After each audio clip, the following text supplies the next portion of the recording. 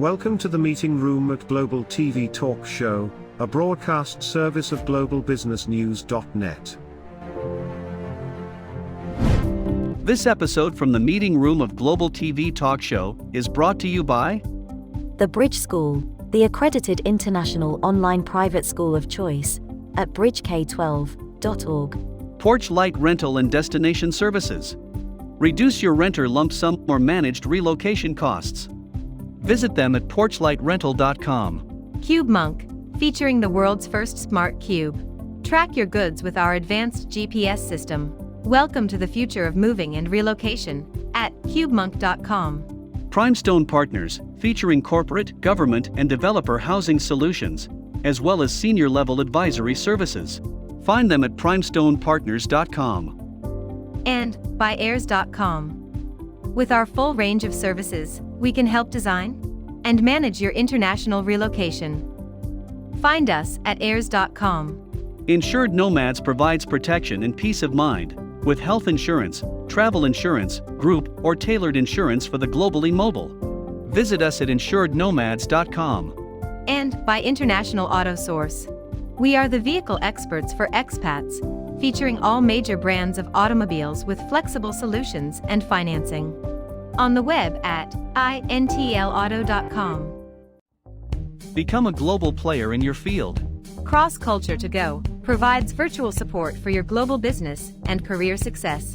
We can help you thrive in 140 plus countries and markets. On the web at crossculturetogo.com.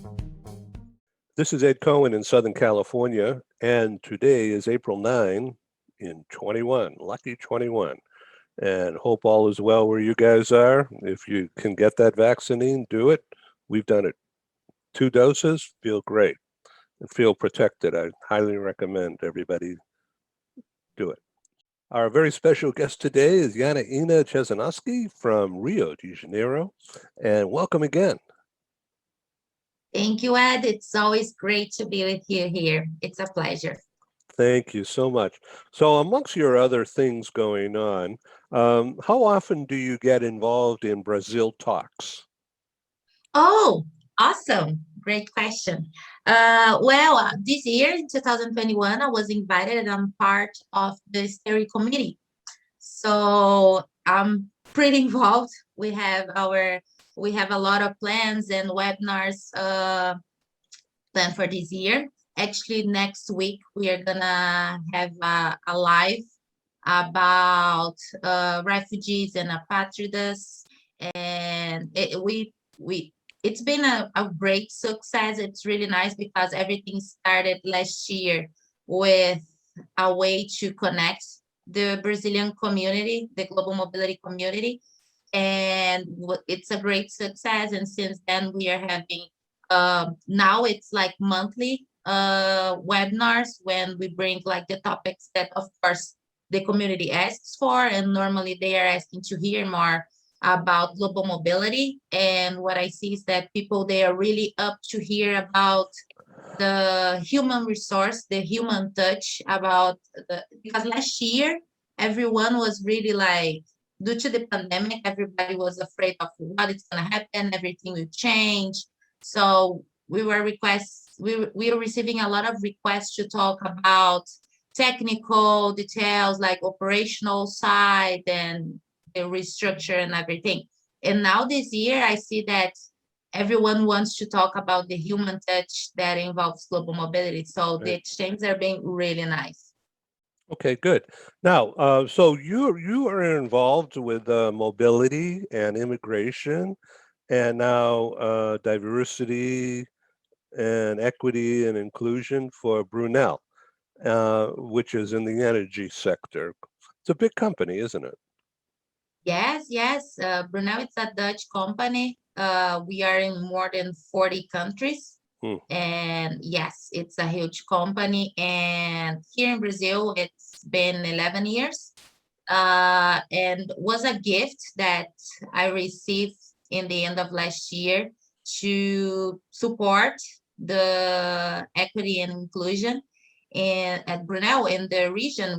I'm part of the committee, the regional committee, the Americas, and the lead here in Brazil, and it's really fantastic. It's a challenge, but I really see value on the topic. I really believe on the importance of it. And I was really glad when I received the invite to lead the actions and plan the whole thing of working not just internally but supporting our clients. So it seems to me that you are uniquely qualified to do all of this because of your action and involvement over the years with the United Nations and global ambassadorship. But let me also ask you, or just comment, and maybe you should comment too. Brazil is so diverse. I mean, it's like it happens every day. It's not like the US. It's much more diverse and seemingly much more integrated. It seems to me that way. Maybe it's the impression, and I would say that maybe Brazilians would say exactly the same thing about US, that, oh yeah, we are diverse, but I think in the United States, everything works better. But we are diverse. It's, Sometimes. yeah, it is diverse, but that doesn't mean that we have equity and inclusion. Unfortunately, we don't see that. We just see like, unfortunately, we see that equity is something that people really need to talk. And maybe that's exactly the impression that even Brazilians have. Like, okay, we are diverse. I have friends from different colors, ethnies, and ages, and I support women and all that. We have a history of immigration, so we have different nationalist backgrounds. But when you see on the daily basis, we are just living. Everyone is really used to live in their own community, in their own group. So, and then it's when we see the difficulties. It's really easy to say like, oh, in my reality, I don't see that happen. I don't see that people are being excluded. I don't see difference. People, because here in Brazil, like when we talk, we don't have any major thing in law that will like put women in a different scenario and all that. So by law, we are inclusive, but we, unfortunately, it's another step to put in, to make it happen, to make the law really work in our favor. People, unfortunately, we have a big problem here in Brazil related to education.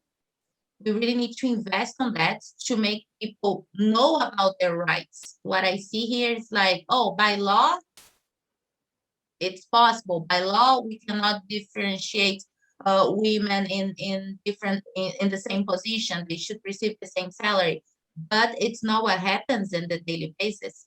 So, and then when you bring a topic, people will just say, "Oh, I didn't know that that was possible. I wasn't aware of the possibility." One topic that I was by a coincidence last week, I talked a lot about it, was about uh, uh, reproductive rights for women. And for me, it was just like, oh, I hear a lot on the convention that I just participated at UN about this topic. And I was, in my mind, in my small world, I was like, oh, that's a topic that here in Brazil, we are all aware about it, about our rights, about related to our body, about reproductive rights and everything. And when I start to mention the topic with my own friends, like in my own little world, I realized that people, they don't know about the rights. Oh, it is possible for women to have to choose without kids, not having kids, like to do a surgery or anything. Oh, it's not possible in Brazil, right? And I was like, yes, it is possible. And I just realized that we need to educate people about what it's possible about the rights, because what I see is like we end up just thinking that people know exactly as we do, and we don't talk about it.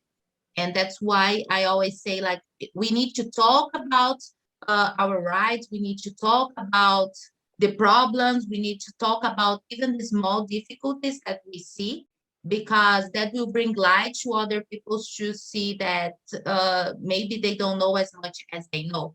So I could talk about this for like forever and go to so many different Yeah. points on rights, on cases, but it's really important to keep in mind that it's not because we are diverse that we give value, and we see the value in the diversity. That doesn't mean that we have equity yet. So, and it's something that we need to work to make Well, it. thank you for that. So this conference that you were at, it was virtual, right?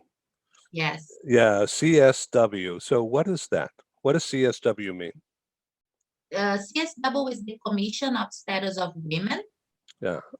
It's the biggest forum that UN provides every year. Last year, due to the pandemic that really reach Americas in March, that's when it happens. The convention was canceled after more than 60 years. And this year, for the first time, was online due to the whole scenario. And it's a convention where we have like women from all over the world bringing topics to debate about the advantage, the challenges, about so many scenarios that women face around the globe. This year, the topic of the forum was about the importance of women's leadership in places where decisions are made, and was fantastic to see that all around the world people agree about the importance of education, about representativity. And if we are the majority around the globe, we need to have women in the places where the decisions are made to guarantee that our rights are covered, because only in our shoes we really understand what it's necessary. So was a fantastic experience. Was the second time that I participated in the forum. It's always overwhelming, and we learn a lot. We learn a lot, and we learn that we have so much to learn still. And Let me ask you, yes, did you have opportunity for chat? And did you have breakout rooms where you could speak yourself, and be featured? yes. Some of the panels, we have like people that were not the possibility. We are just listening, but a lot of them we had the possibility of connect and bring our topics and bring the reality of the country that we are in, and hear from others, even on small groups or on with to the whole platform. Oh, excellent. So how many people tuned in? Oof, I don't have that number, and I don't want to guess, But you can because imagine it's I know worldwide. it's just and I know what's due to the possibility of going online was just like a huge number, because normally everyone has to travel to New York Right. to be there, and it's always like a lot of women there, like not just women, but the majority end up being women. And this year, due to the facility of connecting, I know the number was just like immense, but I don't want to guess Yeah. because I really don't know. So were the sessions and the breakout rooms recorded so people could watch it next month? Yes. Some, not all of them, but some. You can check on the CSW OMG websites. They have like some of the recorders, and it's really nice because another thing that was really interesting is because it was virtual and worldwide, we had like almost panels like kind of like almost 24 hours. If you connect, you will have something going on to guarantee that everyone have the chance to have like panels on their own time zone. So Okay, and was so really the nice. official name for this group was the United Nations CSW? Yes, it's CSW. Normally it's CSW and the number. This year was CSW 65. Okay, good. So we could go to that website and see what was going on. Exactly. And it's, of course, we have the annual forum, but during the year they have like actions. We keep like track of the topics that were brought during the forum. And it's like during the year there are actions and getting togethers and everything before. It's not something that happens only during the forum. So it's nice to track. So during this period, you were able to reconnect with women who you've met in person and also, of course, meet new people. So uh, tell us, if you can recall right now, a couple of people or who new people that you met this for the first time virtually, that you're really excited about. Um, can you do that? We don't need to know names, but where are they from and what was so exciting? I will go to two extreme points. They're the two things that really gets me really excited. One, to have the opportunity to talk and connect with authorities from that they are so open and available to connect and share with you. So ministries and so this is, it's just like, wow, seriously, I'm having the opportunity to talk with that type of person that has that level of power. We had the opportunity of I had the opportunity to talk with this ministry, a women that it's a ministry of education in an Arabic country, and it's just like amazing just to know that she got on that position, and in a country that has so many difficulties to give women like Yeah, cha their challenges. Yeah.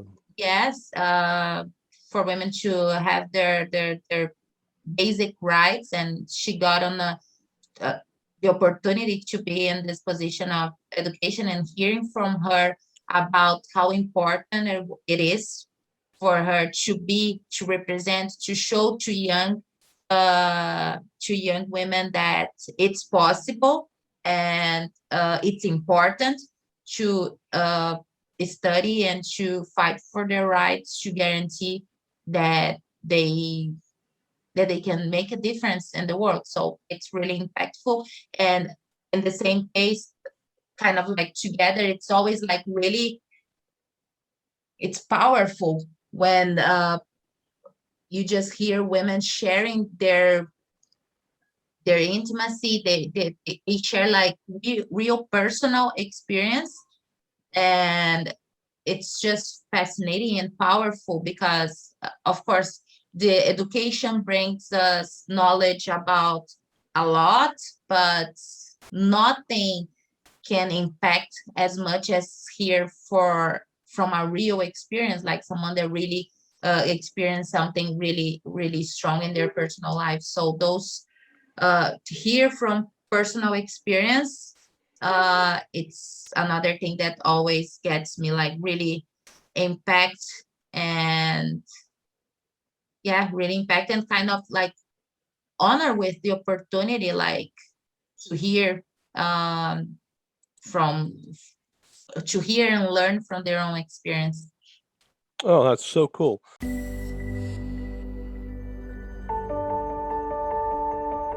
Something that's really neat is that the Bridge School partners with various organizations to provide learning for their students. For example, we partner with a major ballet company, and we are able to enroll several of their students into our school. So now not only is the student able to participate in a school and have a seamless transition while they're very active in their ballet career, but now they have other dancers that are with them that are doing some of the same courses. So it's almost becoming a camaraderie where they're taking similar courses, they're working together on their ballet, and really being able to form this great partnership with these organizations to provide a needed service. A lot of times there are student athletes who will spend hours and hours at the gym or at the basketball courts, wherever it is. And if they're attending a traditional school, they're in school from 8 to 3. They get a quick snack, and then they're at the gym for 3 to 4 hours in the evening.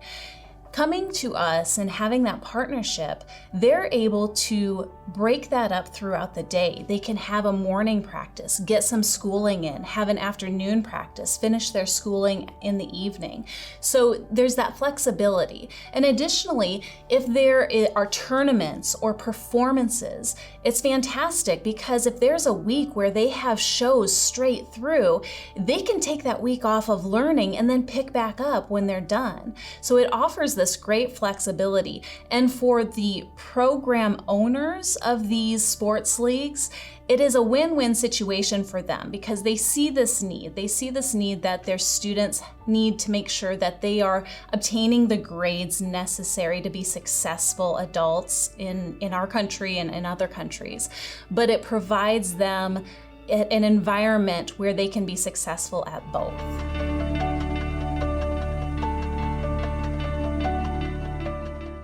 So I want to ask you about this experience that you're just describing and bringing it into the company.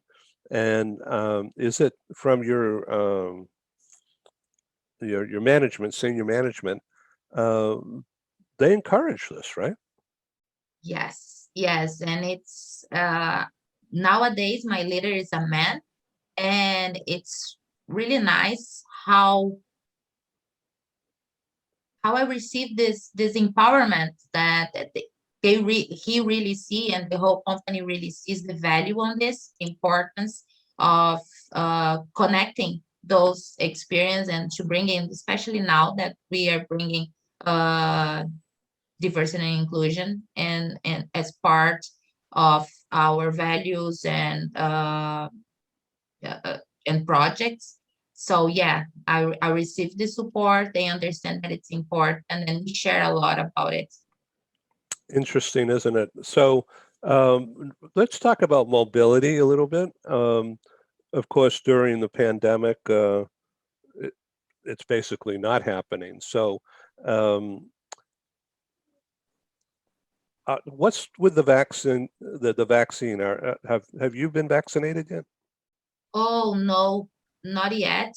Here in Brazil, we have, yesterday I read that we have 10%, only 10% of the population got the first shot, and 3% of the population got the two. So I'm still in the list due to my age, and thank God I don't have any health issue that would anticipate the thing, but I don't even have idea when I will be vaccinated.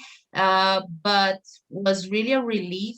Like my parents just got their first shots, and I would say I wasn't expect to be such an impact.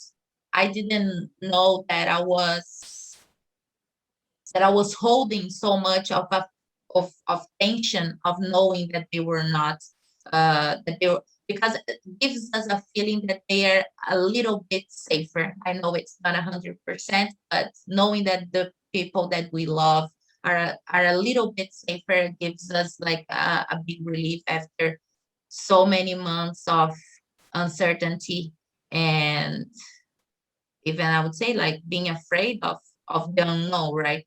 So Right. as you Definitely. said, here in Brazil, we are really behind comparing to the rest of the world with the whole vaccine. What end up impacting the whole relocation and mobility. Like, of course, the companies are not comfortable of bringing expats here yet, and we are receiving, unfortunately, a lot of borders. A lot of countries are closing the borders for us, Right. considering the whole scenario. So we are taking care of our expats in their home countries or whatever they're holding, but we are really holding the relocation of the expats due to the whole thing, guaranteeing their safety, of course. So, do you happen to know what vaccine there is in Rio? Which kind? Here in Brazil, the biggest, we have two, but the majority in Brazil is taking CoronaVac. I don't know the exactly percentage, but I know it's the majority are taking the CoronaVac. Okay, so we had Moderna, two Okay. 2 shots, and I'm really happy. I feel good. I'm But so glad that you had the chance to already be safer. yeah, and it makes a big difference. So I wish you guys well, and so let's talk about what you see coming up in mobility, uh, say a year from now. Okay, and let's assume or presume for a moment for this discussion that later this summer or your winter, um, some kind of vaccine gets down so that everybody has it. Everybody. All right. Um, so what? Yeah. So what's happened here in California in particular is that um, things are opening up now because so many people have had the vaccine, and uh, the disease is still around, but it's not growing anymore. So there's hope, and there's indications, and a lot of the companies, a lot of businesses have been striving to open up. Okay, and because consumption brings business revenue, and people can still wear a mask or whatever, but so many people have had the vaccine that it seems to be working. Hopefully, your government can make this happen faster for you guys. Oh, that's the hope that we really have. We really hope that this will happen Yeah, soon. Let's considering that scenario. I think that the masks will be something that we will be wearing for a long time from now. Even with the whole thing, I think that masks will be part of our outfits yeah, from now on. yeah, And uh, I think for the mobility, the other day I hear someone said, and I really like that point of view, like we will not be able to do mobility the same way that we used to. And if we are a professional in global mobility that answers that, okay, we are doing the same way, everything is the same, something is not right, because the work changed, everything changed, the relationships changed. So I believe that companies will be more sustainable with their relocations, with their expatriations, like really consider how important it is, how necessary it is to have someone in another country. What I think it's really good to guarantee that, because there is a big impact, right? It's not about quantity, it's about quality and the necessity. So I think that will be something that will impact. People will think more about before sending someone to another country. Uh, and I really believe that, and like, because even now that here we are not having relocations, we are not sending people to different countries. I see that global mobility got a seat at the table. Like, people want to hear our impressions, our strategic comments about any relocation, like any change on the policies and everything. So Yeah. I think we need to take that opportunity, because it's not just having a seat at the table. We need to make our voices valuable. We need to, because if we have a seat at the table, means that they value our knowledge. So we need to really bring it up.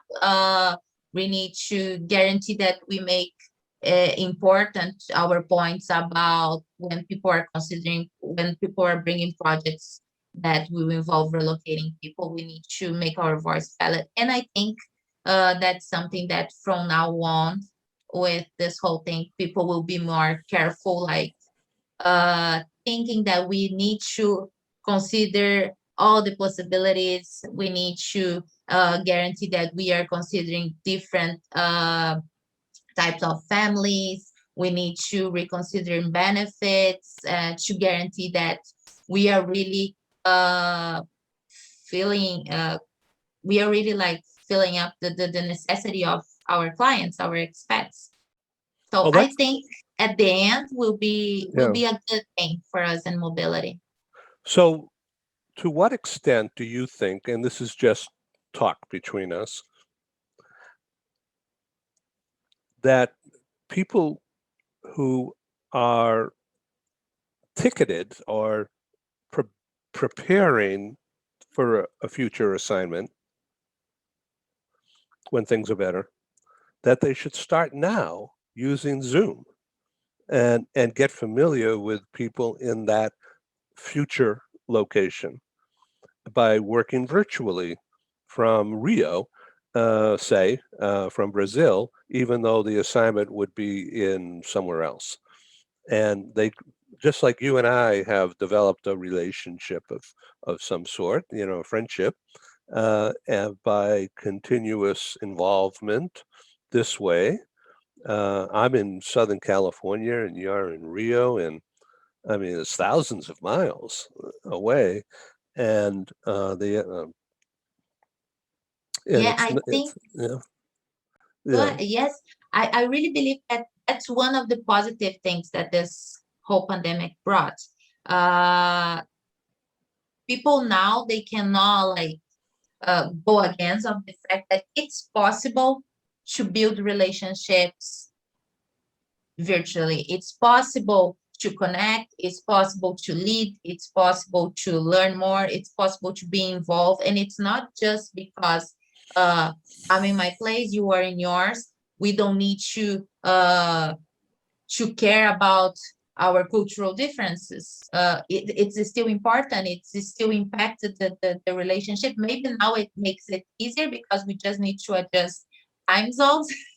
right. But we still, I think it's a thing that we need to take advantage of the fact that we can know more, be involved, and it speeded up the process, as you said. Like, okay, if I'm going to Asia, I have the opportunity to go to Asia. Why not connect with them? Why not know more about their cultural Right. differences, the laws, what it's allowed, what it's not.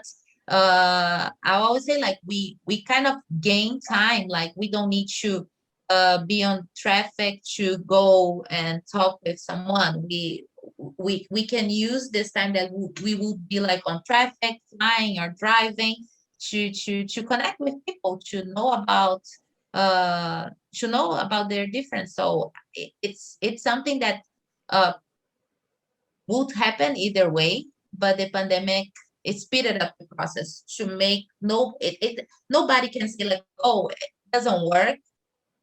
They can say like, I don't like it, I prefer this, I prefer that, but it's working. The whole world that's being connected virtually, everything that was in person and that being virtual, and we are making it possible.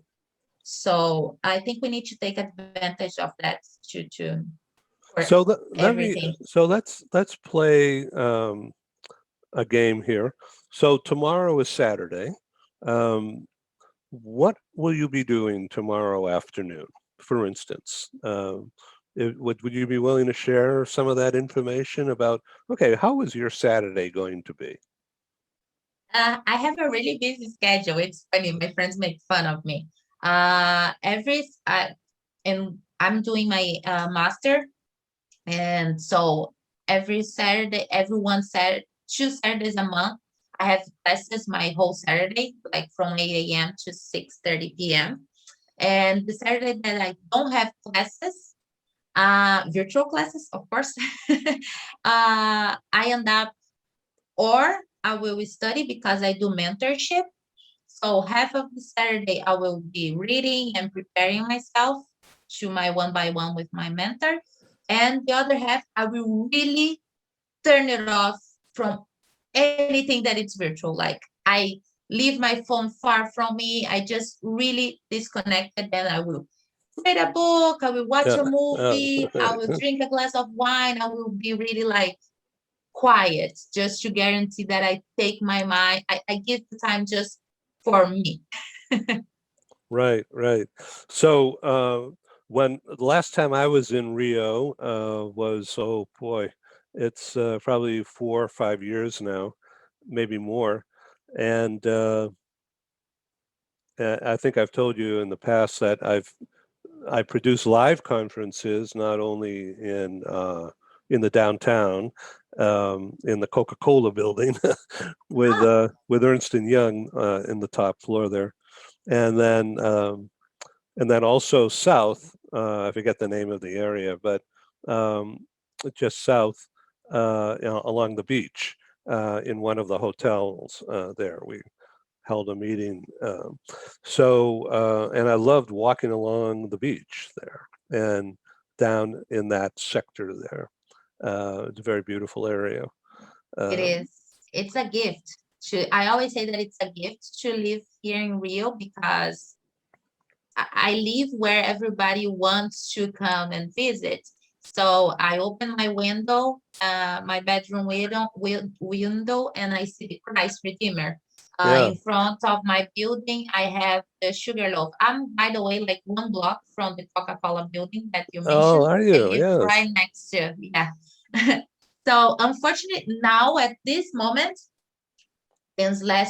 for the last 2 weeks, we are like in a really strict lockdown that we cannot even walk, we cannot even go to the beach for exercise or nothing.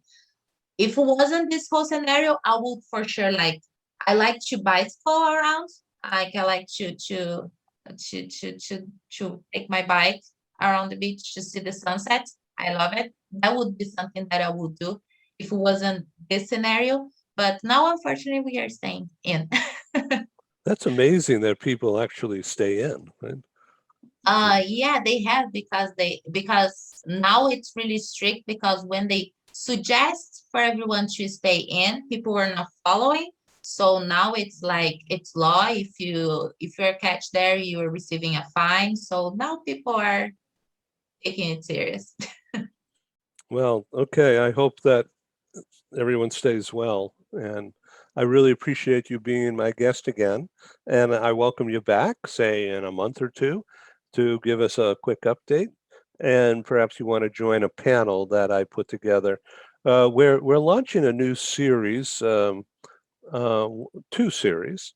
One might interest you. Um, One of them is on wellness at work.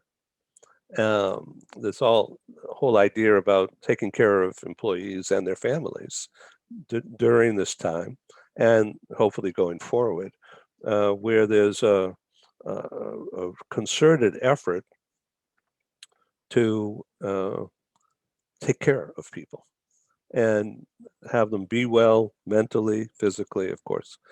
And then the other series is new leadership as a result of the pandemic, and how are companies, leaders, and therefore managers are going to be managing people differently, with many remaining in a remote work situation.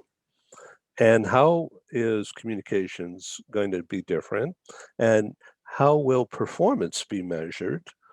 And then some people will go into an office 1 day, 2 days, maybe more, and many others will not do that. And so how is all this going to happen? So 2 series coming up starting next month on wellness, and the other one on new leadership. So I'll tell you more about that going forward. Fantastic. I like both. Yeah, so we want. I will really find time in my agenda to participate. Oh, thank you. And if you would like to bring someone else in from the company or from Brazil talks, Latin America talks, we'd like to enlarge the circle. Not a big deal. We want to keep it as intimate as possible so people can have a conversation rather than just sit there. So that's what we try to do here on Global TV, is to have a dialogue. I love it, and Yeah, it's thank why I you. really like it, the opportunity that we have to connect with people all around the globe and to just hear different points of view and sharing knowledge. And I really believe that we all take mobility to the next level when we share and connect. So congratulations. It's always an honor to Thank share you. with you. Thank you for the invite. Thank you for the opportunity. And you can always count on me. It's always great to connect with you. Great. Thank you. Have a nice weekend. You too. Have a good one. Stay healthy, please. You too. Okay, bye-bye. Bye. Thank you for joining us in the meeting room at Global TV Talk Show. Have a wonderful day, and stay safe.